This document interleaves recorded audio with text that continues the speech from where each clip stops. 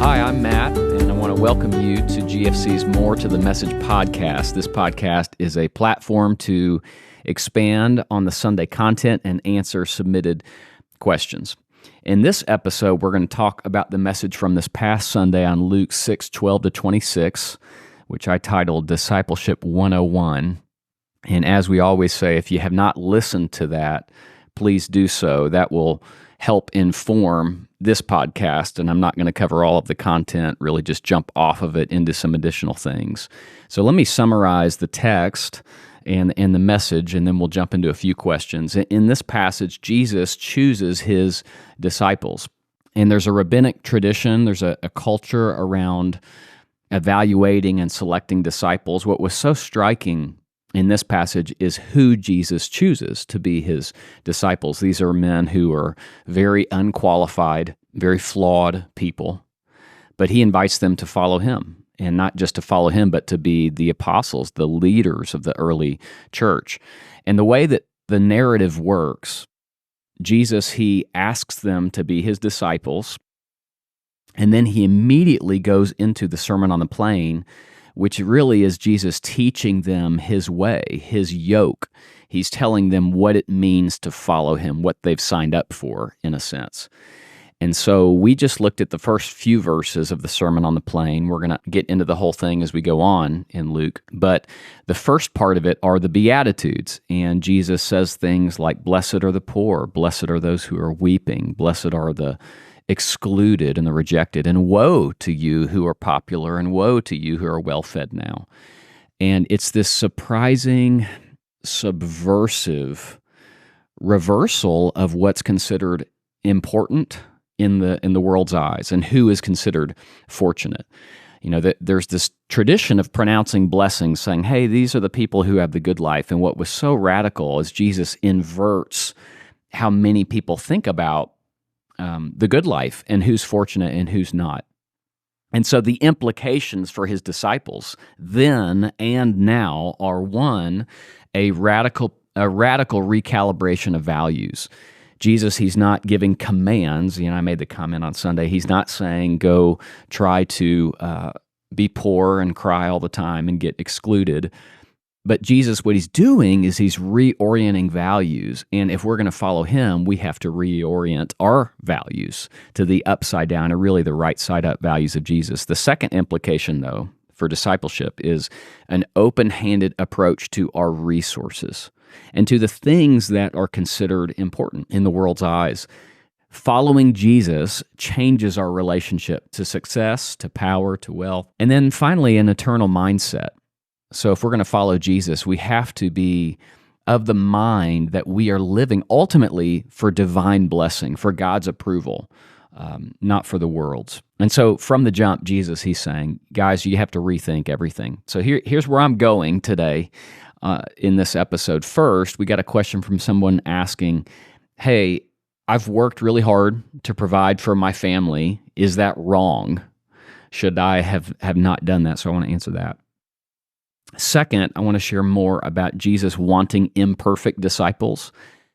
Then I want to share a few other thoughts about giving to the poor.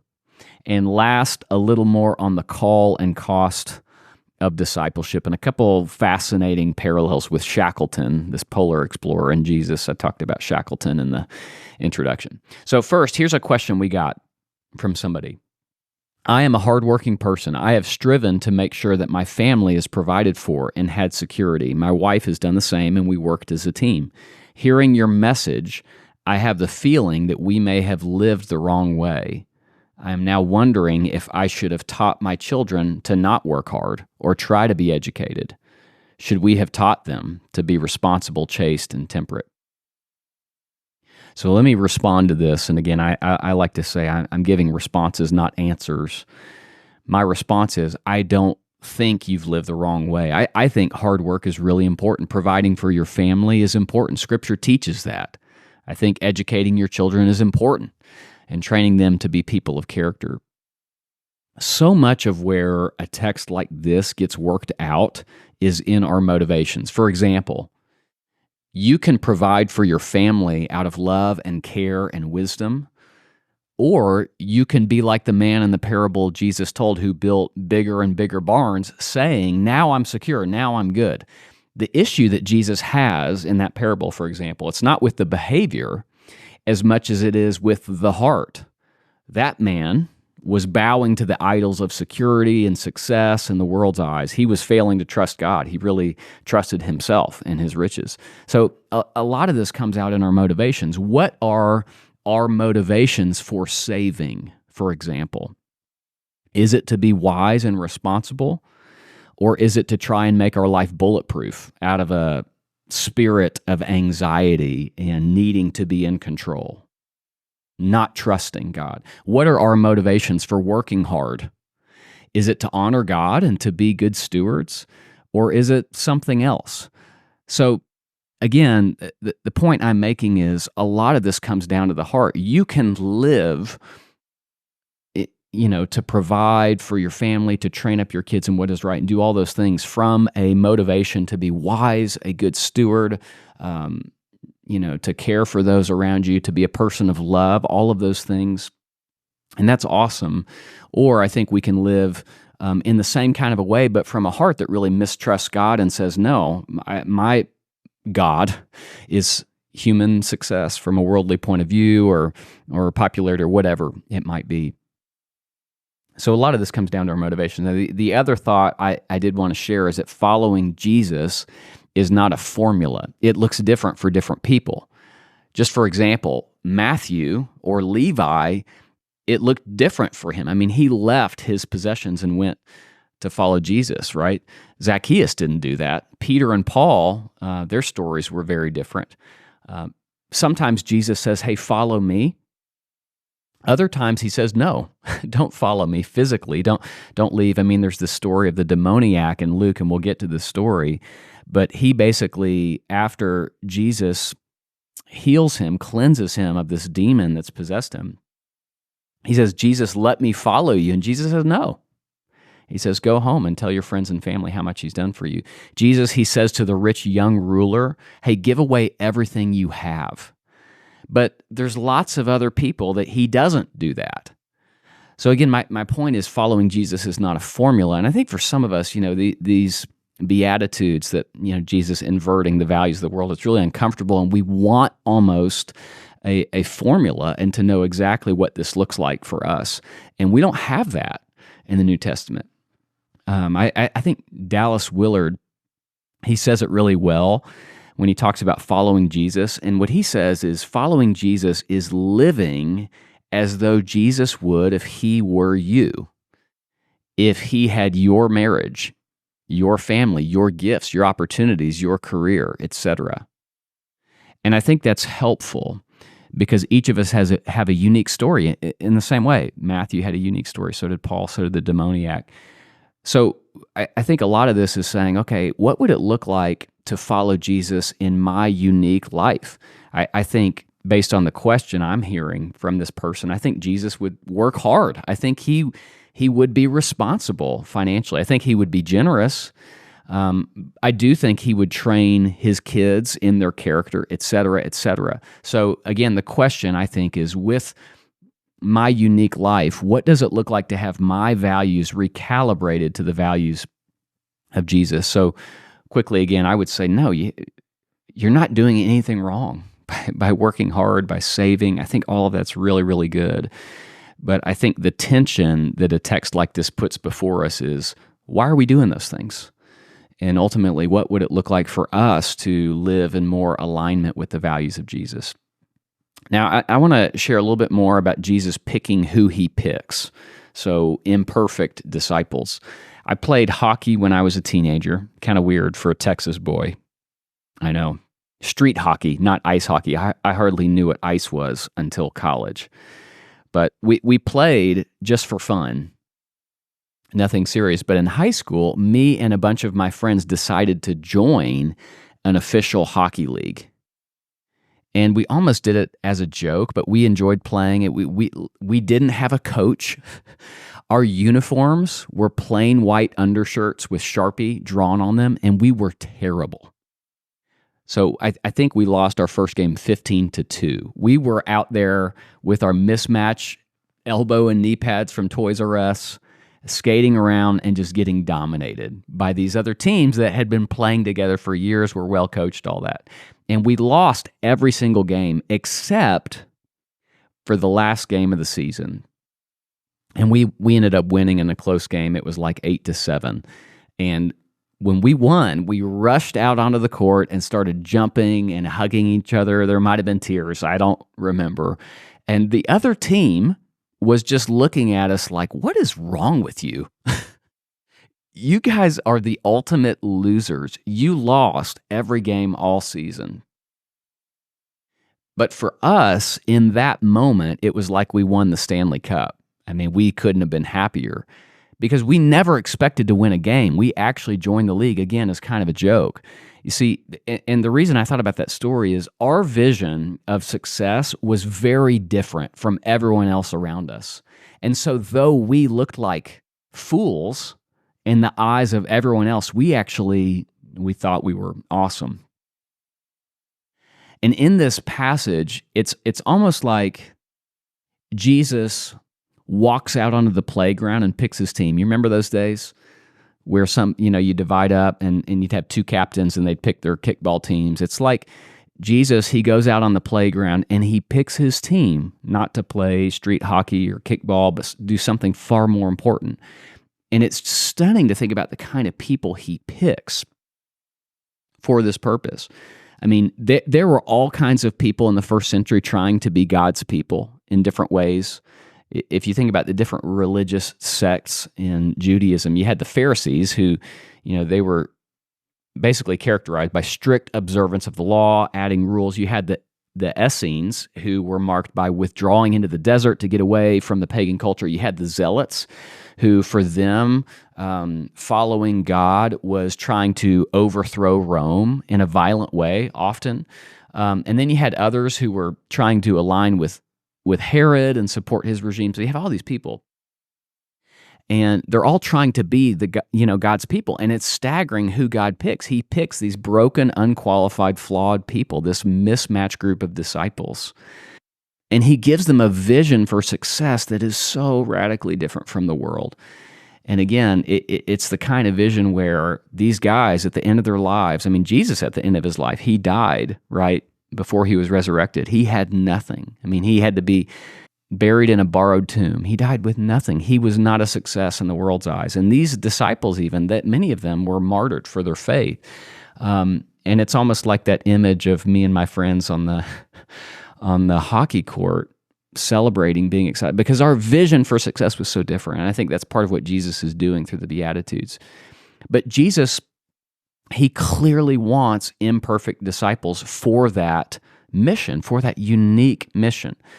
And it just brings us back, I think, to the story of the Bible. I mean, the story of the Bible is not perfect people trying to follow a perfect God. It's really the story of messy, imperfect, flawed, and damaged people wrestling with what it means to faithfully follow a perfect and loving God. That's the story of the Bible. I mean, all the people we have in the Bible as heroes were imperfect and deeply flawed.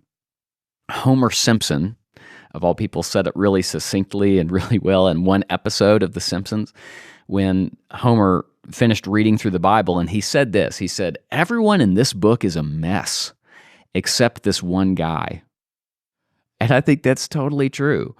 And I love what Tim Keller says. He says this: if we feel more righteous as we read the Bible, we are misreading it. We are missing its central message. We are reading and using the Bible rightly only when it humbles us, critiques us, and encourages us with God's love and grace despite our flaws. And I think that's a great reminder, because for many people, and for me and for a lot of people in our church who spend a lot of time in the Bible, it's just a great reminder, because knowledge puffs up. Sometimes we can accumulate more knowledge and start to feel good about ourselves. And I just love this point he makes. We're only reading the Bible rightly when it humbles us and when we realize, man, we're just like these guys. We are these imperfect, mismatched, unqualified, damaged, flawed people that Jesus invites to follow him. And part of the reason why God wants imperfect disciples, and Jesus does, is because our mess magnifies the message. I mean, the fact that God uses broken people, it shows his incredible grace. It doesn't contradict the message. It's actually proof of the message. I love what Robert Munger says. He says, the church is the only organization in the world where the one requirement for membership is the unworthiness of the candidate. I love that. We see that with the disciples, and we see that today with anybody who wants to follow Jesus, anybody who comes into the family of God by grace through faith, who joins the church. The only requirement for membership is the unworthiness of the candidate. And so God using imperfect people to accomplish his purposes, it displays that reality. Now, a couple other thoughts on giving to the poor. In Luke, Jesus, he really focuses on the economic and socially poor and disadvantaged. And I talked about that in the message. Whereas in Matthew, it's a little bit more, blessed are the poor in spirit. Blessed are those who are poor spiritually. In Luke, it's just blessed are the poor.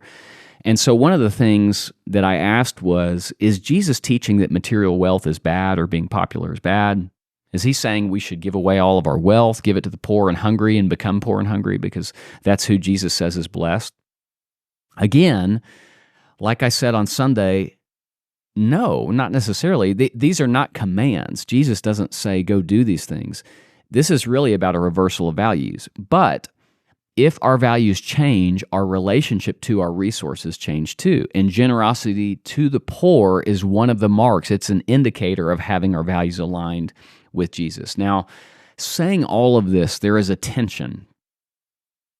Because most people in our church are very wealthy in comparison with most of the world.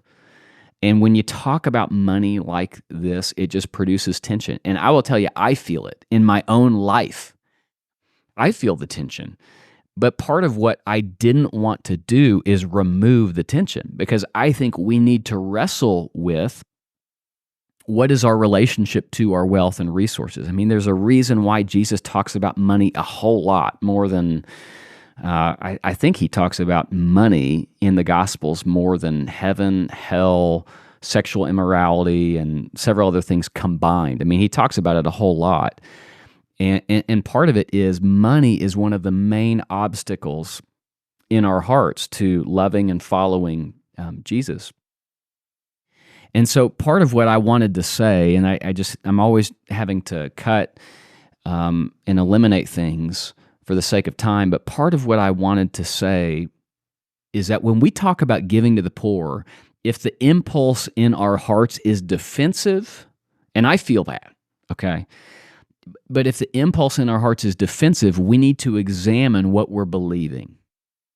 Because underneath that defensiveness, there are beliefs there. First, what are we believing about our wealth? And here's what many of us believe. I earned it. I worked hard for what I have. And that might be true.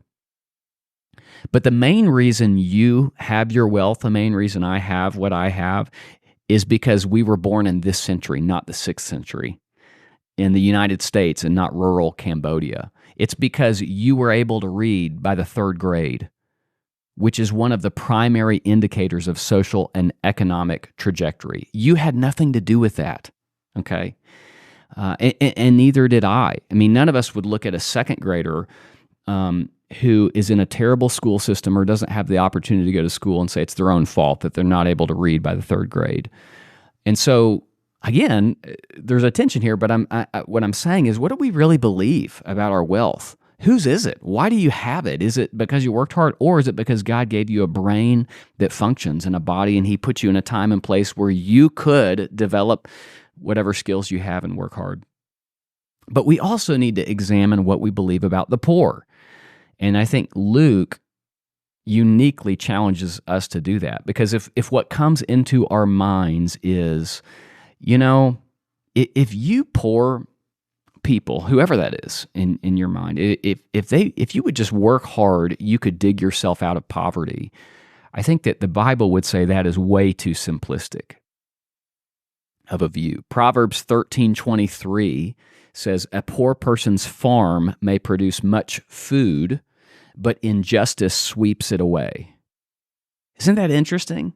A poor person's farm may produce much food, but injustice sweeps it away.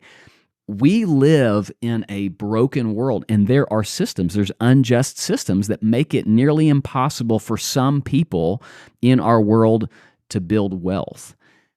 So we can't just say in a simplistic way, hey, just put your mind to it and work hard. Jesus didn't. Jesus didn't treat poor people like that or poverty like that. And Jesus was poor. Think about that. Jesus was very, very poor materially. We know that Mary and Joseph had to offer 2 pigeons, which was the offering when they dedicated Jesus. It was the exception for poor people. So Jesus grew up in a life of manual labor, probably below the poverty line and grinding poverty. And so part of what a text like this, and really a lot of what Luke does, is it invites us to examine our beliefs, our attachments, and not out of guilt.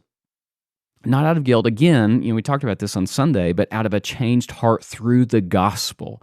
Because Jesus, he became poor for our sake. Hours before his death, he rode into Jerusalem on a borrowed donkey. He ate in a borrowed room. And as I said a moment ago, he had to be buried in a borrowed tomb. He died with nothing. And when we really let that sink into our hearts, it changes us, and it affects how we think about and how we give to other people. But secondly, the motivation for us to give to others who are in need, it's out of a desire to follow Jesus and align our life with what's important in his eyes. And again, no formulas. I don't have an answer as to exactly what that should look like for you. This is so complex. I was talking to somebody in our church yesterday, and you come across somebody who's homeless in the parking lot at Kroger. What do you do? Well, there's so many different things that go into how you might respond in a situation like that. So I don't have an answer for you. I think what we do have in this text is Jesus radically inverting the values of our world and inviting us to consider, what does it look like to follow Jesus, to align our values with his. And so, again, all of us who are thoughtful, who care, who want to follow Jesus, we need to wrestle with that. And the tension that we feel is good. It's not bad. And lastly, I wanted to share a little more on the call and cost of discipleship with a couple parallels with Shackleton and Jesus. So one thing I said on Sunday was that the bar is low and the cost is high. And I'm talking about discipleship. The bar is low, meaning the bar of entry. Anybody can be a disciple, even a tax collector. And any of us, doesn't matter what you've done, your track record, it doesn't matter your character flaws, you can be a disciple to Jesus. But the cost is high because Jesus is going to say to his disciples, rethink everything. He's going to say, come and die. And what does self-denial look like? What does it look like to come and die, to take up your cross? I think we all have to work that out individually. But there is a cost. I think if we come away from the Gospel of Luke and saying, no, there's no cost to following Jesus, we're not reading it. And really all of this is hard because it comes back to the cross, doesn't it? And I love what Joni Erickson Tada says. She says, normally we will follow Christ anywhere, to a party, as it were, where he changes water into wine, to a sunlit beach where he preaches from a boat. But to the cross, we dig in our heels. And then she says this, and I think this is beautiful, and it's almost haunting, but it's beautiful. She says, the invitation of the cross is so frighteningly individual. It's an invitation to go alone. So frighteningly individual. Again, I think everybody's story that we encounter in the Gospel of Luke is different, and your story is different, but make no mistake, in your life, you're invited to go to the cross with Jesus. And if you're thinking, well, why in the world would I want to do that? I mean, why would I want to live that way? As Pete Scazzaro says, well, the central message of Christ is that suffering and death bring about resurrection and transformation.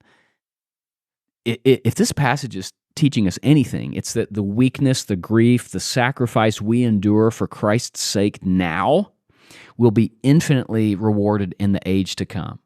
The way that we live now, according to the upside down or really right side up values of Jesus, it will be infinitely rewarded by God. But it's not even just about the life to come, because part of what we learn as we follow Jesus is that what he has, we cannot find anywhere else.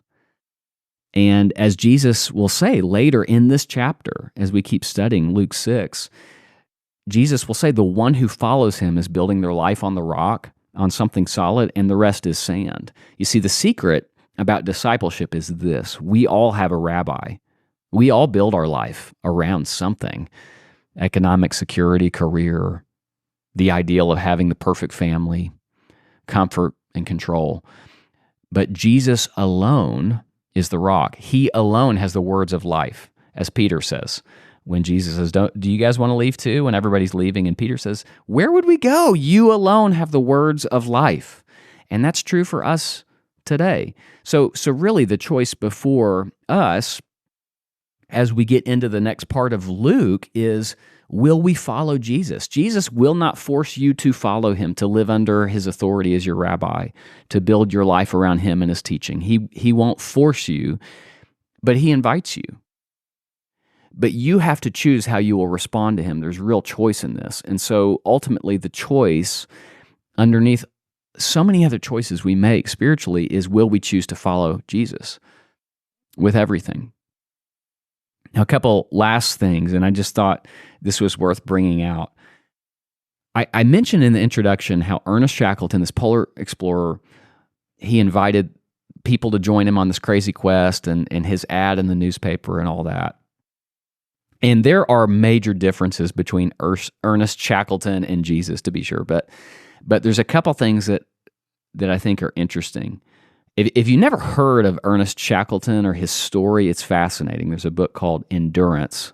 The name of his boat was the Endurance. But essentially, he sails south, and their boat gets stuck in the pack ice off the I guess the coast of Antarctica. And they have to abandon their boats. They get crushed and they sink. And it begins this 1.5 year journey of these 28 men. And they have these 3 small boats. They basically have to haul these boats across Antarctica, figure out how do we survive. They end up crossing a lot of treacherous open sea. They get to this tiny place called Elephant Island. Many of the men are wounded. Only one of their boats still works. And so Shackleton says to his men, you stay here, and he takes 5 people on his crew, and he goes through the Drake Passage, which was, I think it may still be today, the most tumultuous section of ocean on the planet. And he had to cross like 600 or 800 miles with no tools. I mean, it was just a crazy story in this tiny little boat. But he said to his guys, he said, you stay here on Elephant Island, I'm going to come back and I'm going to get you. And the story is so inspiring because they finally get off Elephant Island and they make it. They survive, these 5 or 6 guys, including Shackleton. And then he has to try to raise money to get another boat to go back to Elephant Island and get his guys. And he does that. He goes back and he gets stuck again, has to turn back. I think he tries 3 different times to get to Elephant Island to get his crew off and rescue them, and he can't get through. And then finally he does it. And when he arrives, everybody is still alive. They'd been waiting for him that whole time to come back and get him. And it's so interesting. I was thinking about this story that, Jesus, he says at the end of his life, he says, Father, I haven't lost any of the men that you gave to me. I haven't lost any of them except for the one doomed to destruction, which was Judas. Which a whole nother interesting thing is that Jesus, after spending the night in prayer, he picks Judas. It's so interesting that Jesus does that and that God does that. But Jesus says, I didn't lose any of them. And Shackleton, in the same way, he rescued his men. He didn't lose any of them. But here's the most striking thing about the Shackleton story. After they get off of Elephant Island, now these guys had been living in beyond miserable conditions, many of them wounded, et cetera, for 18 months. Is when they get off of Elephant Island, every single one of those guys went back with him on his next voyage. He said, I'm going to go again. Who wants to come? And they all signed up. And that says something amazing about him as a leader. But it also, I think, reminds me of Jesus as a leader. And the fact that after putting this vision before the disciples, hey, listen, your whole value system has to be inverted. And he says things to them like, come and die. And then Jesus dies, is resurrected, he ascends into heaven, and he sends them on this mission. And this mission for the disciples in Acts, it will cost them everything, cost them their lives. But they follow Jesus to the end because they came to understand, again, what we talked about, that what Jesus had, no one else had. And that what the world needed more than anything was Jesus. And so they were loyal to Jesus. They followed him to their death. And so anyway, I just thought that was such an interesting parallel. And I think to the degree that we get what Jesus is teaching, discipleship, it will not feel oppressive. It will not feel like, oh my goodness, I got to do all these things. I mean, Jesus himself said, my yoke is easy and my burden is light. And one thing I often wrestle with is, where in my life am I picking up a different yoke that is not the easy yoke of Jesus? There's a cost, but yet the burden is light. And I think about that often. But there's a sense in which if we're following Jesus, we will come to understand there's nowhere else we would rather be, and that we'll follow him to the end. We'll follow him to Elephant Island and back and wherever he takes us, not out of arduous discipline, but out of joy and out of a desire to be in his will and to follow him, and a recognition of, there's way more to this life than worldly success. So I hope that some of that today added value to you. We're still trying to figure out how to use these podcasts as an extension of the teaching ministry to really bless and equip people. We believe that God's word changes lives. And we hope that even this allows us to expand in a deeper way, answer questions, and really for people to be able to engage with God's word in a way that would change them. If you do have questions about a sermon, I want to encourage you again to submit those questions to us. And really, if you submit them on Sunday, that would be most helpful. You can send in questions after a sermon by emailing them to podcast@gfcnow.com. And there's also other ways to submit questions. You can see those different ways at gfcnow.com/podcast. All the questions are anonymous. But again, I just want to encourage you to send in your questions, and so we can respond to those and keep learning together as a community of faith in a deeper way. And as you go, if you take 30 seconds to subscribe and leave us a review, that would help other people find this content easier and listen to the podcast. And I hope you have an awesome week as we follow Jesus, as we seek to follow him together.